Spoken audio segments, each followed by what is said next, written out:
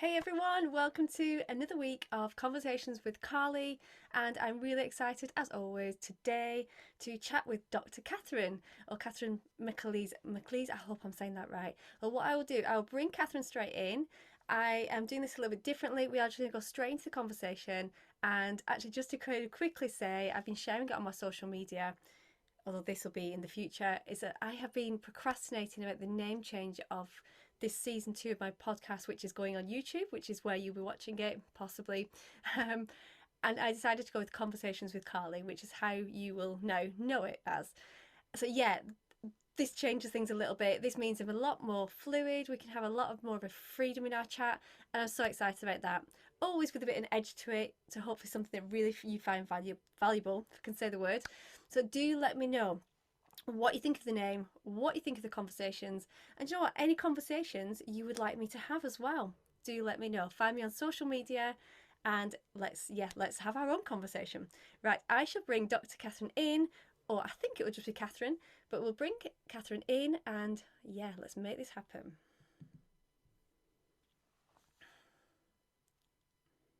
Hi, how are you? Hello, how are you?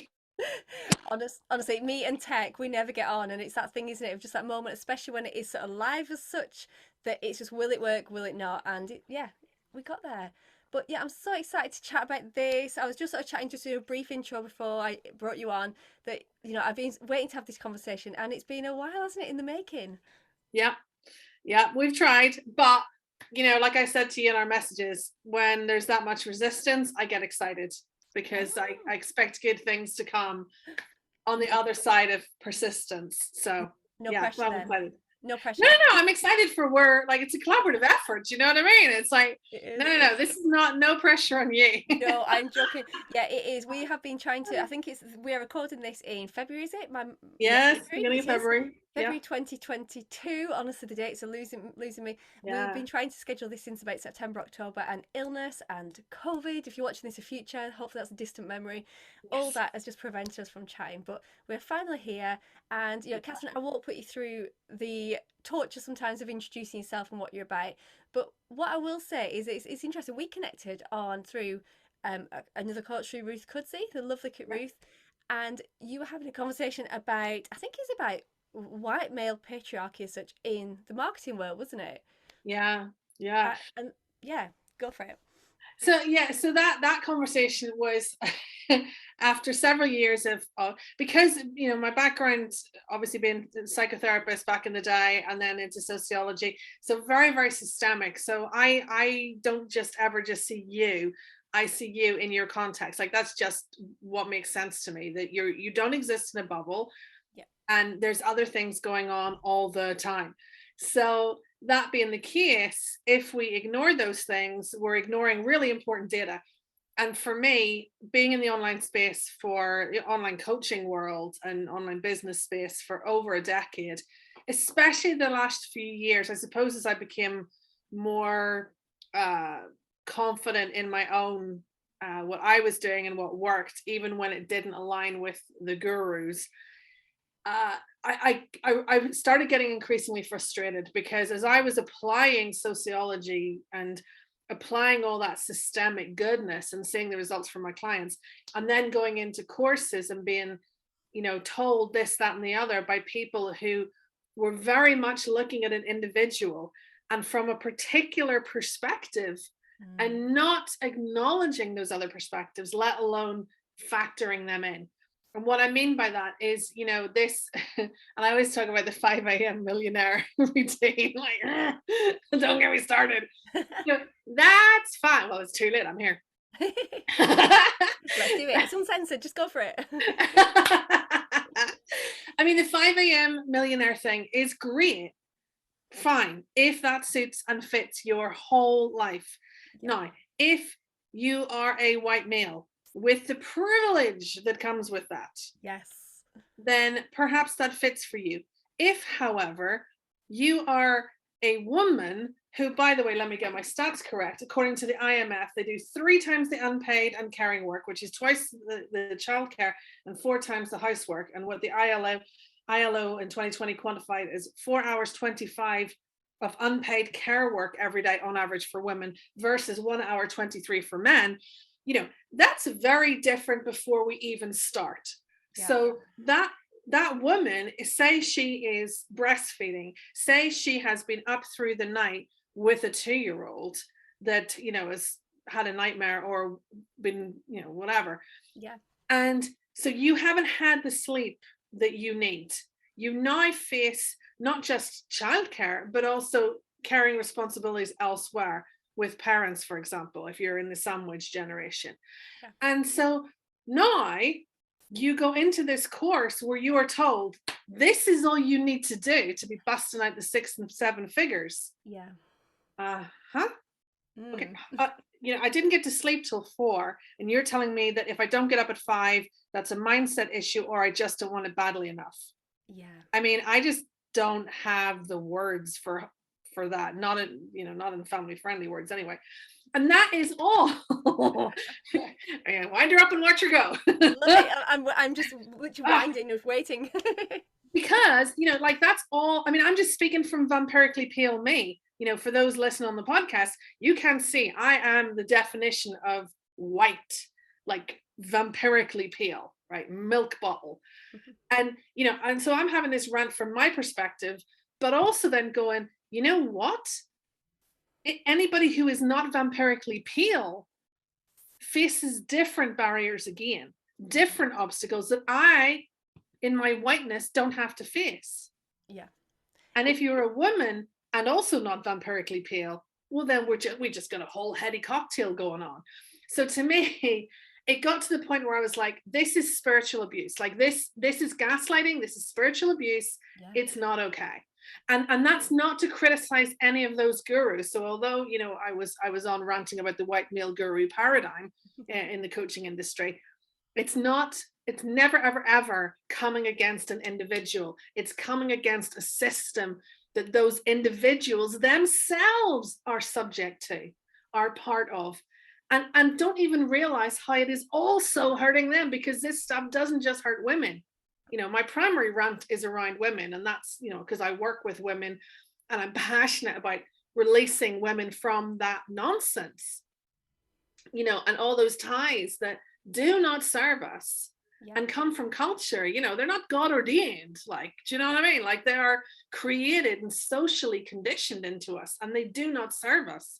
But whilst my primary focus is women, this also hurts men. Yeah. Nobody benefits. No. Wow. And I don't care how rich you are, that money is not enough. Yeah, it's almost like a narrative that we've become, and I think like you said, it's obviously it's toxic to the core. Not everybody sees that, and this is the thing, isn't it? Depends if you and me, we can look at this and go, this isn't right, this isn't okay, and this isn't the narrative I'm going to work to. Or the women that you coach, you're not going to allow them to follow that either. But it can be dangerous, can't it? Because people, especially who are starting out, who look at that and they're getting told this is the only way. Mm-hmm. How do they even start to unpick that? Where do you even? Yeah, we can tell them that's wrong, but that's where it's dangerous, isn't it? If they're just listening to them and they start to feel like a failure, this can have such a knock-on effect. Yeah, 100%. And look, and it's not even just taught by men. Like that's arguably the more frustrating thing. But why would it not be when this is the dominant narrative? Yeah. It's the common wisdom in inverted commas. Yeah. So it makes sense that many people that haven't. And honestly, part of it, I think, part of it, I truly believe, is because, especially as women, we are not trained to listen to ourselves, to trust our gut from the get-go. We're not trained and socially conditioned, raised, whatever way you want to put it, to include our voice in the conversation. We're trained to be emotional caretaker for everybody else. Make sure everybody else in the room is happy. Make sure our family are happy. Make sure our kids are happy, our husband, our parents. Make everybody happy. Be nice. Just be nice. Oh, I hate the nice word. Right? Right? And it's all used in this way. And that sort of sense like, female anger is wrong and female passion, it's, it's too emotional. It's this, that. So, no, it's not. You were created like this in all your womanly glory Yes. for a reason, Yeah. and it wasn't so that could be squished or objectified or treated as some kind of servant while he goes off to fulfill his purpose and you're left waiting. I mean, I saw it on the news before I come on here this morning. This primal scream group for women to go and scream out their frustrations, and I'm like, on the one hand, knock yourself out. On the other hand, I loathe and detest that this is a thing, It has to because this happen. doesn't change the system. Yeah. It maybe helps you to, limp along for another week or two. It doesn't make life better for you. It doesn't honor your purpose and partnership with some, like, honest to God, mature partnership with someone that you've brought a child into the world with, for example. Or, even if you don't have kids, for crying out loud, just that you get to, you know, be with another grown-up and partner and team up and enjoy that mutuality. I mean, whoa, that shouldn't be radical. No, and I think it's gone sort of, and I think this is probably collective, not just my opinion on this. And probably you've seen it probably as well, Kathrine. These last 2 years, we are recording this in 2022. We had 2 years of this shit to be, we can swear on this podcast, Kathrine, but we have had enough of this. And I think in a way, these last 2 years have actually been really devastating in terms of this, haven't they? We've actually gone backwards. It's almost like bringing the new conversation around of like, have we even progressed really in this? And that's what I'm starting to see, is that actually I think women are getting more frustrated with this because it's been massively highlighted, hasn't it, in the pandemic? Yeah, 100%. I absolutely agree. And I think that piece of it has taken where, this is the way it is, Yeah. and sort of feeling like and that almost meaning this is how it has to be. Yeah. The mask has slipped. And it's like, hang on a minute. No. I can actually be more productive potentially Yeah. in this scenario. Now, for some people, that is going to the office, because if they're at home, suddenly everything falls to me. And that guilt, that I can't relax here because there's always something I should, be doing, because it's my responsibility, because I'm not partnered with a grown-up. Yeah. With I'm sorry, I don't mean that. That sounds really disrespectful to men. That's not the way I intend that. No. What I'm coming at is a society that has not had decent expectations of men. It's let men down. So when I say that, I'm not dissing men. I'm dissing the society that doesn't honor them and respect them enough to expect more of them. Yeah. This is it. And this comes into even things like when I mean, again, this is not a new conversation, but when dads have said that they're, oh, good on for them for babysitting their children, and and that comes from women, doesn't it, as well? Even that, you look at the chores, the expectations, the childcare. It's almost that patriarchy is just deep rooted, isn't it? That's the problem. Yeah, and it's so frustrating because it hurts. The thing is that people tend to think that patriarchy benefits men, and in some ways I can see where that argument is coming from, for sure. And yeah, of course, and not least financially.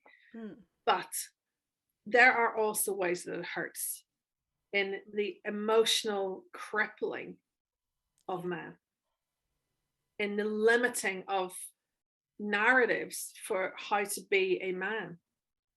Yeah. That sort of toxic masculinity that can, be all so tightly interwoven, that hurts men. Yeah.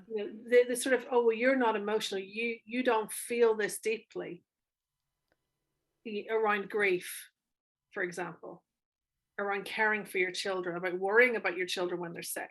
And I know, I mean, it's rather ironic that someone who has no biological children of her own is charging so strongly for parents with biological children, or with children in their home. My stepkids, my stepdaughters, are the best in the world. They do not live here. They're up and out and they're amazing, and I'm so desperately proud of them. But it's kind of funny that I'm championing so much for folks who have that extra dynamic upon what, is my personal day-to-day lived reality. But this is your passion, isn't it? That's what I'm getting from this. This is your absolute passion and mission, isn't it? Yeah, I mean, and it's, it's whatever, wherever you're at in womanhood, like, don't get me wrong, I'm not placing mothers above other women. I loathe that as well, that narrative that somehow that's what makes you, so fabulously woman. And it's like, no, we're fabulous as the good Lord intended us. Like, we were each put here for a purpose, and we're not all here to bear children. It doesn't make me less than. I'm here. This goes into a whole different conversation, but I love this. I love this chat. Yeah, I mean, yeah. Just wait till Mother's Day. Like, that's if you're going to get a rant from me about that one, like, that's the I'll prime get you back example. on. I'll have to get you back on. Maybe we'll do a live on this around Mother's Day. That could be yeah. We'll just let her rip. I love a rant. I will just kind of like plant the seed and just watch you go. That's the way to do it. But when you think about this in terms of business, I mean, I know we've sort of wandered off there a bit, but all of this stuff is important. That's why I rant about context, because we cannot look at you without considering what else is going on for you. If you are mourning infertility, that is gonna impact how you show up in business. Yes, because it's part of you. Yeah. And that's valid. This sort of shutting down of where you're at, and this wearing the mask and always having to be like perfect and on and, consistent. Oh, go. That word. Give me strength. Yes, absolutely. Do you need to show up? Do you need to be, rhythmic with it? Heck to the yeah. Nature is rhythmic. Yeah. Nature is rhythmic. It's not the same 365 days of the year, right? It's rhythmic.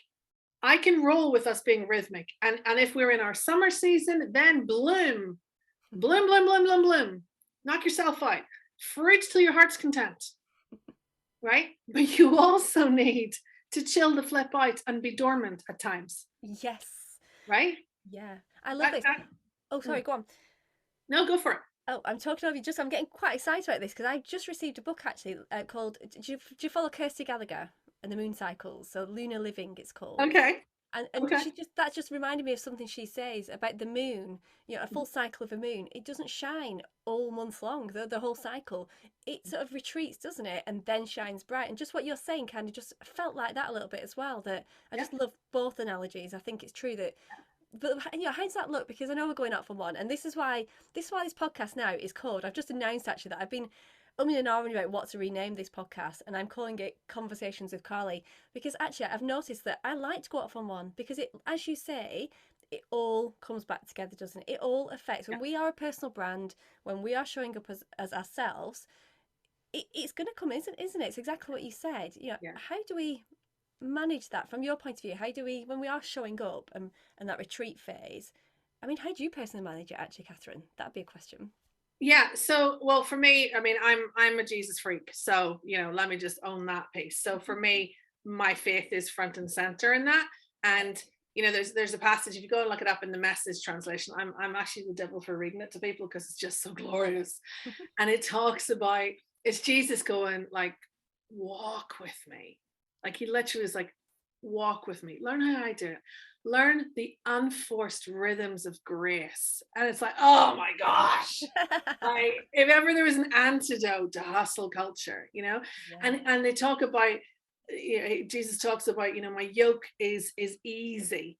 Like, when you yoke up with me, and that's talking about oxen back in the day, they would put they would have two ox, one an experienced one and one like a newbie. And they would yoke them together so the experienced one could take the weight, as it were, knowing what it was doing, and guide the inexperienced one without the weight being on them. So they would find it dead easy and find their feet, learn what they were supposed to. Oh, cool. And that's how, at least in my worldview, business is supposed to be light. It's supposed to be light. It's not supposed to be hustle till your eyes bleed. It's not supposed to be burnout central.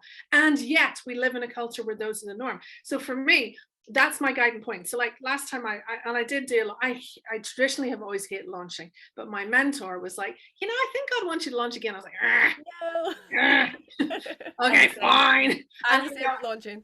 right, and I was, I did feel a confirmation in my soul, and I was like, I went to go, I was like, seriously, like, really, okay, fine. And it was so funny because I was like, right, you're going to have to do the heavy lift on this because I have such a stinking attitude. I don't want to launch. I hate launching. I hate launching. I don't want to do this again. So nah.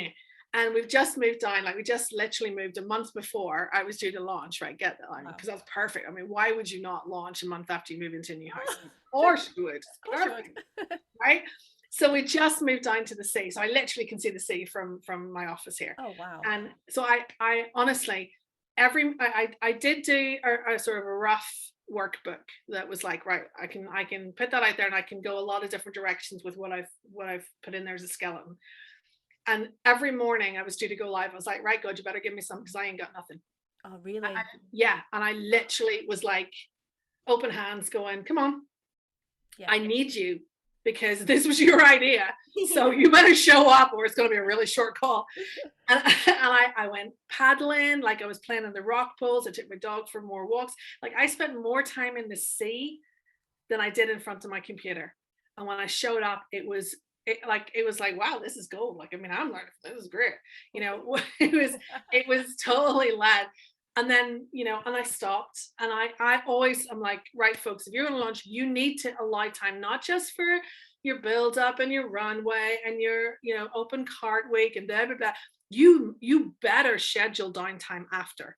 Because I don't care how good your launch is, and it was a lovely launch. It felt really light to do. It honest to God did, like none I've ever done before. I really actually enjoyed it, which was a revelation. Wow. But even so, you put so much into that launch sequence, you better be scheduling in rest immediately. Like your body needs to rest.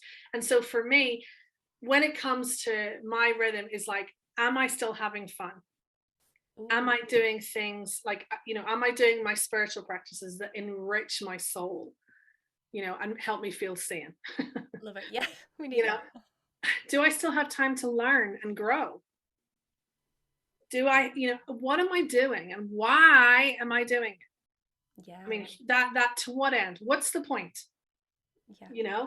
And consistently for me, it's like, I planned out this year months ago. And it was, I want to be able to step back. If I don't intentionally put time in where I am stepping back, yes, right, then it's not going to happen. I think this is a bit of a trend. I say trend quite loosely there, really, because I'm hoping it's becoming the norm. And again, maybe it's on the back of the pandemic. Maybe everyone is just awakening to this. But that's one of my big goals, and I've seen it so much in the spaces that I'm in. That people are starting to wise up to this, aren't they? That the hustle culture hopefully is dying off. But I mean, we'll come back to that because I think back to what we originally talked to about the gurus. Yeah. They're not helping in that. But I think maybe we are taking a step back and saying, well, actually, we don't have to listen to them. We can do it our way. And this downtime is crucial, isn't it? Because if you don't, it's just burnout, isn't it? 100%. 100%. I mean, I often describe myself as a former queen of burnout because, I left to my own devices, I would be a workaholic. Oh, I'm with you. Right. And if I get stressed about something, my solution was always bury myself in work. Yeah. Heart's breaking, bury yourself in work. Like that's just, and I love to work. I love what I do. I'm doing what I was put on this planet to do. Yeah. So it's so satisfying that of course you want more, I mean, I'm greedy for the results, for crying out loud, So when you're so happy, there's a danger that you become greedy as well. But for me, one of the things with this is that I do believe, and I said this from the get-go with the pandemic, was like, I prayed that it would allow people a reset, that it would give people such a different perspective on what they'd been doing and how they'd been doing it. Yeah. That it would allow people to go, hang on a minute. Yeah. No, I'm done. This is not, I've gotten this, which is so much richer, because you didn't leave your back garden, but you grew tomatoes, and that was the most amazing thing ever, right? You got amazing at making banana bread.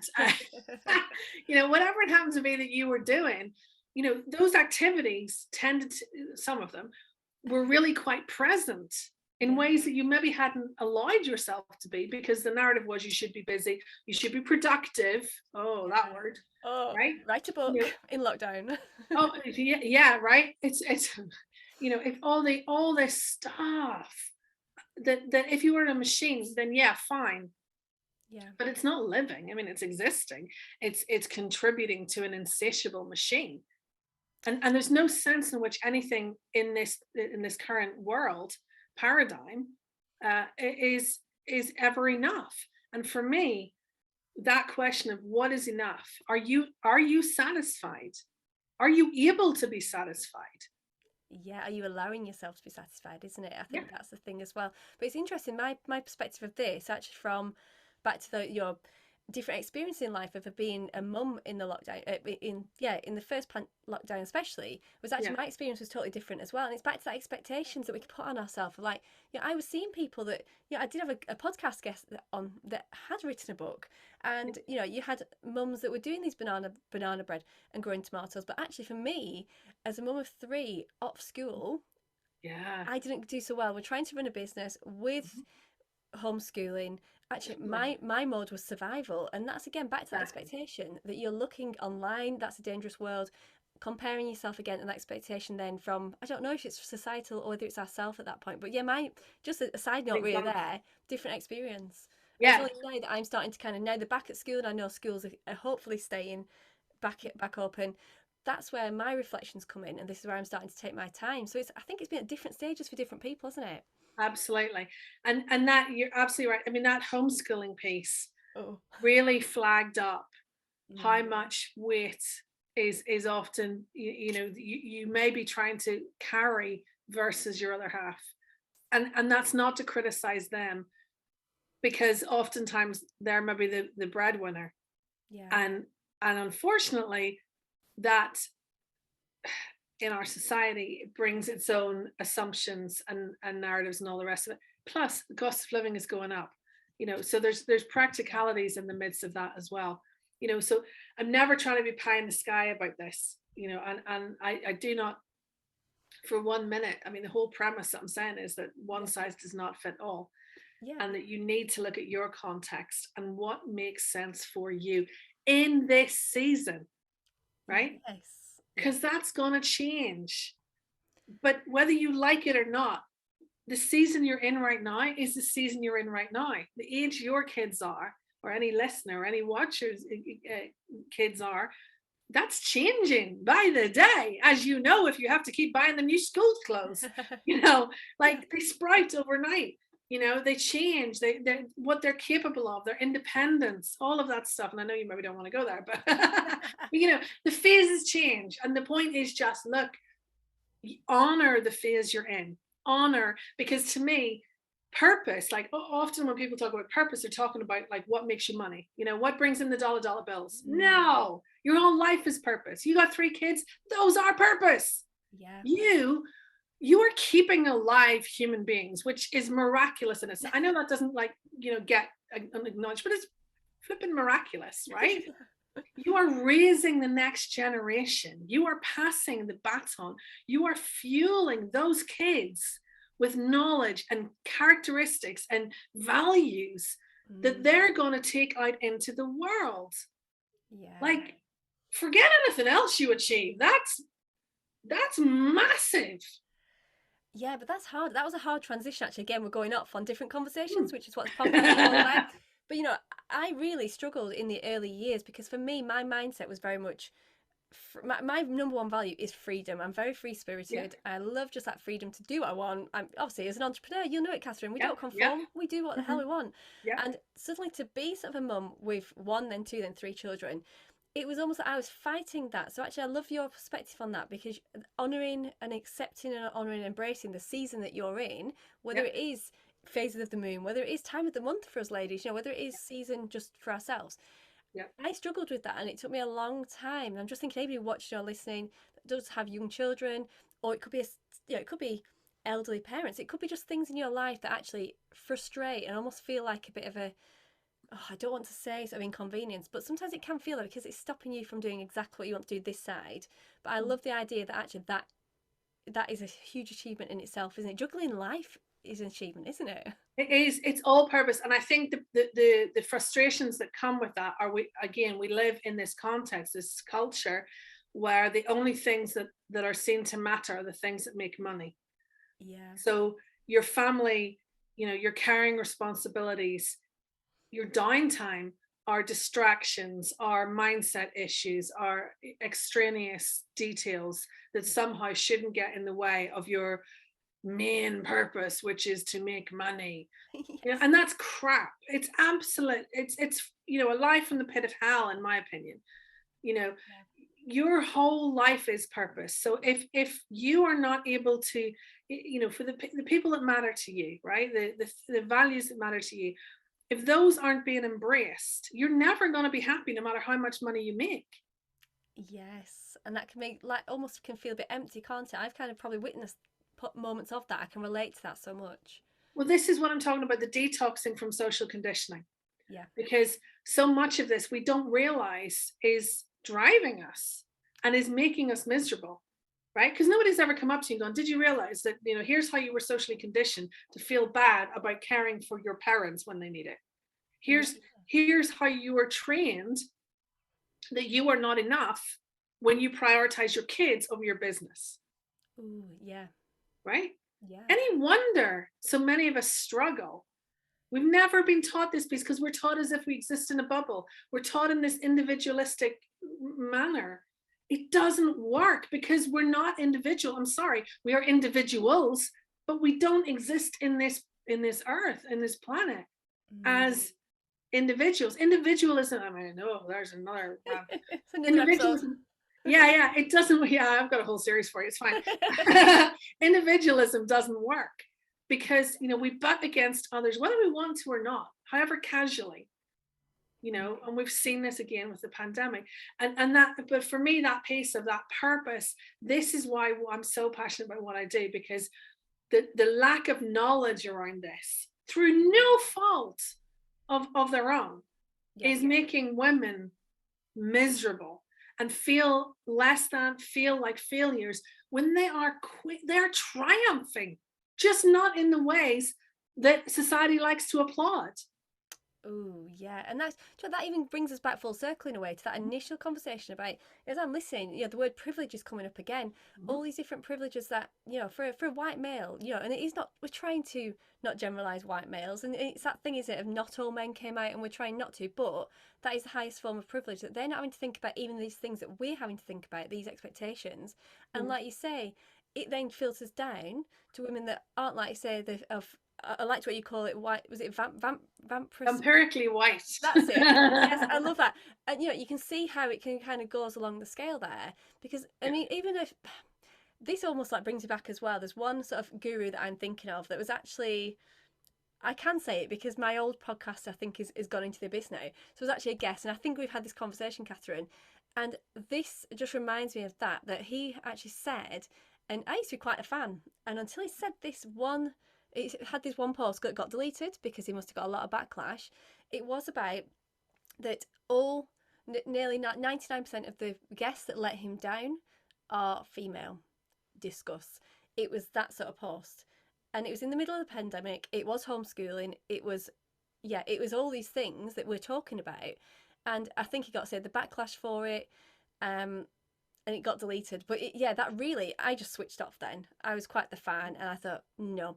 And that's what kind of we're talking about, isn't it? We can have these expectations, and that's even worse. That's somebody voicing those expectations and putting it onto us. But you know what? If somebody puts that stuff out there, depending on what they do with that, again, I'm never coming against the men who don't recognize their privilege, right? Yeah. There's a lot of privilege we as white women don't even notice we have in the day to day. Things we don't have to think about. We don't notice that it's a problem because we don't have to deal with it, right? That's what privilege is. So for white men who don't have to deal with these things, they don't think they're a problem because they don't have to deal with them. It's really hard for them to grasp because it's not their lived reality. And I get that, right? So I'm not coming against men in this fashion. And I don't mind a man outing his privilege and his ignorance, frankly, Yeah, that's the of word. his privilege, right? If he has the humility to go, got it wrong, my Yeah, bad, yeah, sorry. I realize how difficult that must be to go, no, no, no. The world you live in is not the world that I live in.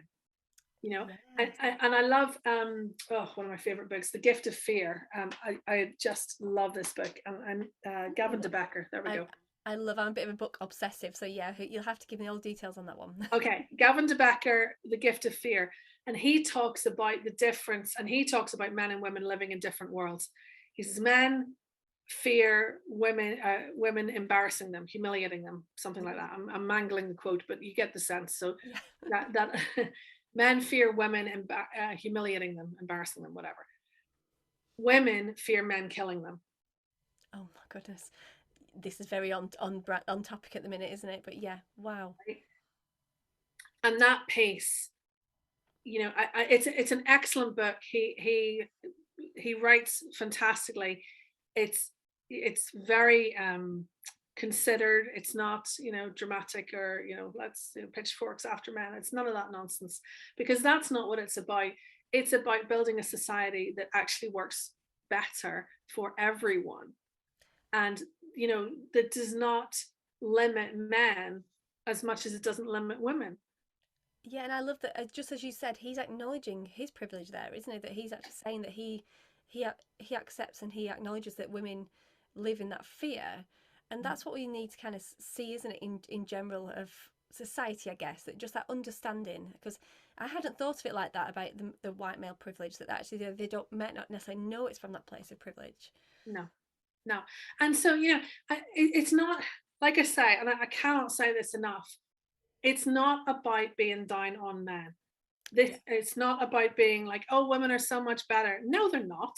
They're Mhm. different, right? We have men and women. We need both. We Yeah. need both to be their glorious selves in the midst of being themselves. Like, not to, that's it. End of. Thank you very much. Good night, Vienna. Yeah. Right? That's in my If only opinion. it was that simple. Right? We need both. It's not about placing one over other, but it is about acknowledging, like, the way we're doing things, the way we have been doing things, it hurts people. Yeah. It hurts a lot of people. And when we're talking about women, it kills. This is a life and death matter, Yeah. you know. So now we can take it back to the more comfortable waters where it's business and you just get to feel rubbish about yourself and like you're a failure. But when you look at that context and you extrapolate from, say, patriarchy into full-blown misogyny, and we can, have limitless discussions over where any lines there maybe fall on that spectrum. Definitely. But when you end up in that place, we are talking a life and death scenario. Yeah. And That's the extreme, isn't it? Scenario, but it's real. It's there. yeah, but even when we're dealing with it in the less obvious, or the less toxic environments, we still have ways that we can make this better. Now that does not take Mm. away from female responsibility to do what you can do. It's not to go, oh, the patriarchy, and sit at home eating chips. Like, that's not. No, no, no. Sounds Personal good. responsibility, y'all. But but that personal responsibility always happens in a broader context, Mm. whatever that happens to be for you. you Yeah. know Again, even if it's just, different people have different supports. Yeah. And you know this almost falls into, I don't know, this could be again a whole different conversation, but it almost feels it could go into the whole toxic positivity as well. I'm really Mm, tuning into this at the minute. The whole idea of, oh well, they have it worse, or there's all these things, isn't there? Because you could say that extreme example you gave about life and death, mm, or what that well, it's not about that, so it's fine. Maybe I just accept it as it is. There's those sort of layers to it as well, isn't there? That some women just, or men, like I say, the whole system just kind mm. of accept where they're at because it's not as extreme as it could be. I don't know if that Yeah, makes sense. yeah, it totally makes sense, and I agree with you. Yeah, the I you know for me, I teach mindset, and on the there's another business I have, which is teaching competitive mindset for sports, so for amateur sports predominantly. And yes, are we looking at positive mindsets? Absolutely, of course. Like, if you've got a duff mindset or stinking thinking, as they say, Love it. that's gonna hold you back every time in whatever context you put that in, right? That's one thing. However, I'm always quick to differentiate that I'm not asking you to be delusional. Mm, This is not just happy clappy and pretend that there's not stuff going on. yeah. It's not about pretending you're not in pain. It's not about being dishonest with yourself about what you're actually feeling. I feel the pain, then do something about it. Mm. you know I'm a great advocate for go and have a pity party. Do it. Seriously, go cry your eyes out. Sometimes the very best thing you can do is to just sit and have a damn good cry. Oh yes, I love it. It sounds a bit Right. strange, but there's something about that, isn't there? It is. It's like releasing the pressure cooker valve thingy. It's like it's a cleanser for the soul. Get it out, but don't stay there. And if you find that you're having to stay there, please talk to your doctor and work out, because sometimes it's biochemical. It's what's going on sort of chemically, and it's not situational. But like emotions are supposed to move us. Yeah. They're not a bad thing. They're not to be ignored. They're to move us to action. Yeah. And oh yeah, and it all, like I said, we're bringing it all back now. It really does sort of, that you can see again how this affects the way we show up in sort of in our business. But it's that almost, you were saying the word pain. You could almost replace that with that word shame as well. If we take it right back to Oh the beginning gosh, of yeah. this 5 a.m. club and how you Yeah. should be doing things, and just that shame that we can feel that we can't do it all. And do you think that is stopping? Oh, we've got a hailstorm going on. I think may hear that soon. Um, just seeing it there. Oh, it's, yeah, might hear that. Yeah, just that thing of that. Can you hear that? I don't know. It's just, yeah, Wow. I've got a bit of a storm going on in the UK here. Everyone, you're in Northern Ireland, aren't you, I'm Kathrine? in Northern Ireland and the sun's out. Oh. I can see out my window. I can see I'm it. not lying. Yeah, my room's gone really dark. I should have put a lamp on. Anyway, I've totally gone off track there, and I'm totally forgetting what I was talking about, Kathrine. We were saying about the shame, and do you think that is sort of stopping women even from stepping up, almost like they should just accept where they are and they're not going to fit into that 5 a.m. club? And do you think that is, 100%. do you think, I think we give a what's the word I'm looking at? We look at the gurus and we almost feel like we can't even get there, don't we? Because of these steps that we need apparently to take to get to that stage.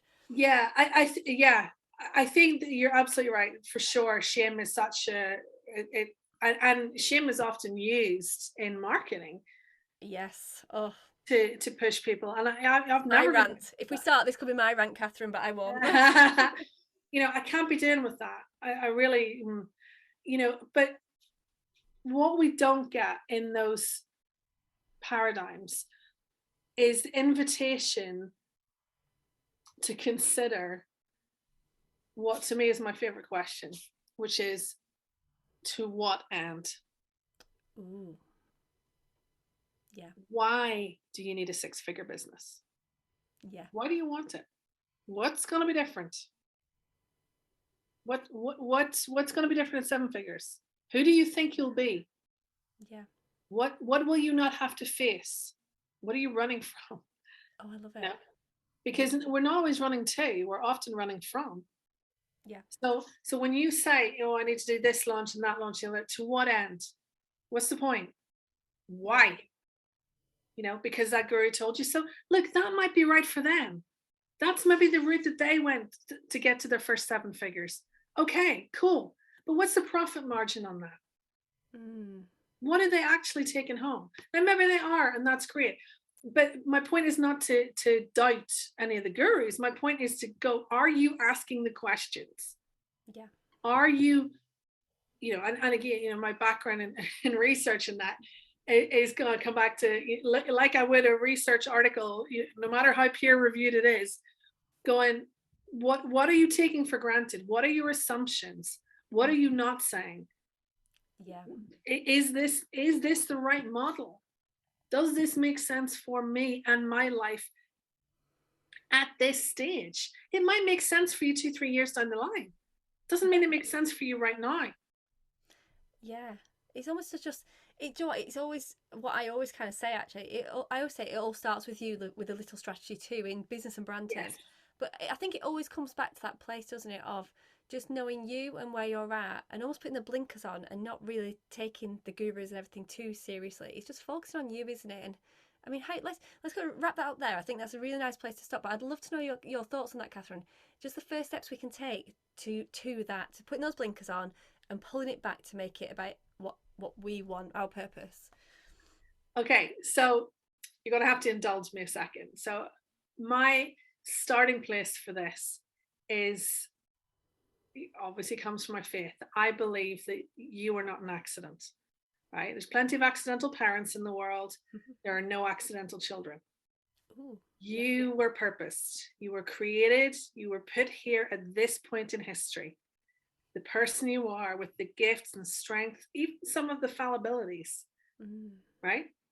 The experiences can be harnessed to enrich the lives of those around you. For me, you are not an accident. That is a fundamental principle to me. And even if you haven't been told how precious, lovable, and unique you are, Yeah. please never lose sight of that in your desire to be who anybody else wants to mold you into being. How you impact the world around you is going to be different because you are different. Yes. And that's not a weakness, that's a strength. That's not a curse, it's a blessing. Yeah. The world needs you. That's why you're here. Oh, love it. Yeah. Oh, well, that is. I'm going to leave it in that place because that just wraps everything up nicely. We have gone off on all sorts of areas, which you know what I kind of hoped for, and that's like I said. Yeah. That's why I've changed it to conversations with Carly. It means we can talk about anything random. It all comes back, and I do think exactly what you said there. It all comes back to you and magical you, I guess. You know, if we could, we're just all amazing, aren't we? Let's just sing our praise. We are Just amazing, own it. Kathrine. Just own it. Yeah, exactly. Oh well, thank you so much. That has been everything. Everything I thought it would be. So no pressure, but after so many months, I knew we'd have a good chat. And yeah, just thank you so much for coming and having this conversation. Thank you for having me.